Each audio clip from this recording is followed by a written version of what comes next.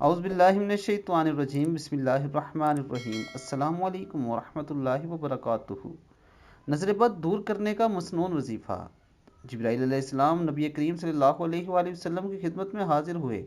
آپ صلی اللہ علیہ وآلہ وسلم اس وقت غمزدہ تھے۔ سبب پوچھا تو آپ صلی اللہ علیہ وآلہ وسلم نے فرمایا، حسن و حسین رضی اللہ تعالیٰ عنہ کو نظر لگ گئی ہے۔ فرمایا، یہ سچائی کے قابل چیز ہے، نظر واقعی لگتی ہے۔ آپ علیہ السلام نے یہ کلمات پڑھ کر انہیں پناہ میں کیوں نہیں دیا؟ حضور اقدس صلی اللہ علیہ وسلم نے پوچھا، وہ کلمات کیا ہیں؟ فرمایا، یوں کہیے، اللہم سلطان العظیم، ذل القدیم، ذل وجہ الکریم، وللکلمات التامات والدعوات المستجابات، آف الحسن والحسین من نفس الجن وعیون الانس۔ ترجمہ، اے اللہ، آپ عظیم بادشاہت کے مالک، قدیم احسان کرنے والے، صاحب وجہ کریم اور کلمات تامات اور مستجاب دعاؤں کے مالک ہیں۔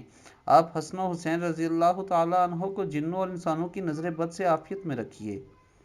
حضور اقدس نے یہ دعا پڑھی تو اسی وقت دونوں بچے اٹھ کھڑے ہوئے اور آپ صلی اللہ علیہ وسلم کے سامنے کھیلنے کودنے لگے۔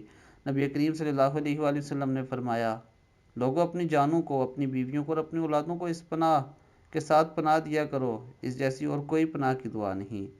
دوستو، اس دعا کا فائدہ یہ ہے کہ اول آخر دوسری پڑھ کر مذکور بالا دعا 3 مرتبہ پڑھیں اور مریض پر دم کریں۔ یہ عمل ایک مجلس میں 3 مرتبہ کریں۔